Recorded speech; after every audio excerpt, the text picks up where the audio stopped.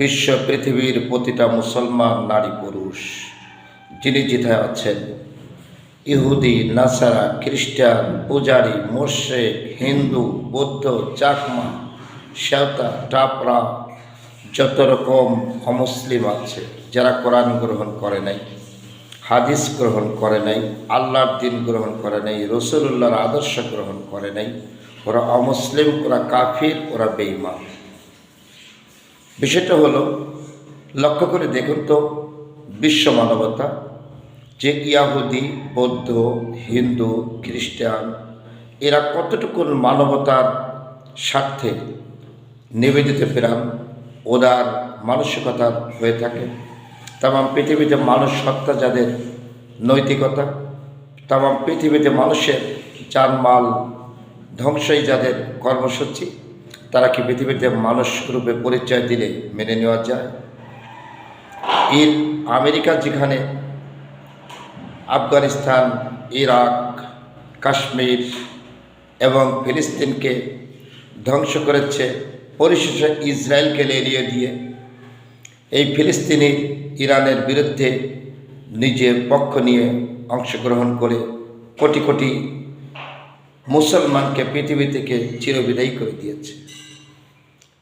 এত কিছু দেখার পরেও সেই আমেরিকা, ইসরায়েল এখন ধ্বংসের দ্বার প্রান্তে, অথচ ভারতবর্ষে এই শুয়োরের বাচ্চা, এই কিছু উদ্ধতপূর্ণ শুয়োরের বাচ্চা, এরা আল্লাহর বিধান কোরবানি, আল্লাহর প্রাণী গরু, আল্লাহর আদেশ নামাজ, আল্লাহর হুকুম আজানকে বন্ধ করে পৃথিবীর মাটিতে পা রেখে চলতে চায়। কত বড় আস্পর্ধা! এদের হিন্দুরাই ধরাশায়ী করবে ভারতবর্ষের সমস্ত হিন্দু ভাই বোনদের। এই শুয়োরের বাচ্চা বিজ্জিত করে, নাস্তা নাবুদ করে, অর্থনৈতিক ক্ষতি সাধন করে তামাম পৃথিবীর মানচিত্রে লাঞ্ছিত করেছে এই শুয়োরের বাচ্চা। অথচ বাংলাদেশের বরিশাল থেকে জন্ম নিয়ে ভারতবর্ষে গিয়ে বাংলাদেশিদের বলে তাড়িয়ে দিয়ে, ঘাট ধাক্কা দিয়ে ভারতে পুশব্যাক করার অজুহাত দেখিয়ে ওই শুয়োরের বাচ্চা অমানুষ বিশ্ব জানোয়ার শয়তান আজকে পৃথিবীর মধ্যে কলঙ্কিত হয়েছে। আর ভারতের ওই নরেন্দ্র মোদী আর অমিত শাহ মহা আনন্দে ঢোল পিটাচ্ছে বসে বসে। সময়ের ব্যাপার, শিক্ষা হয়ে যাবে, গোটা পৃথিবীর মুসলমান এক বিন্দু ছাড়বে না, রিহাই হবে না, রিহাই পাবে না। শুধু একটা ধৈর্যের ব্যাপার।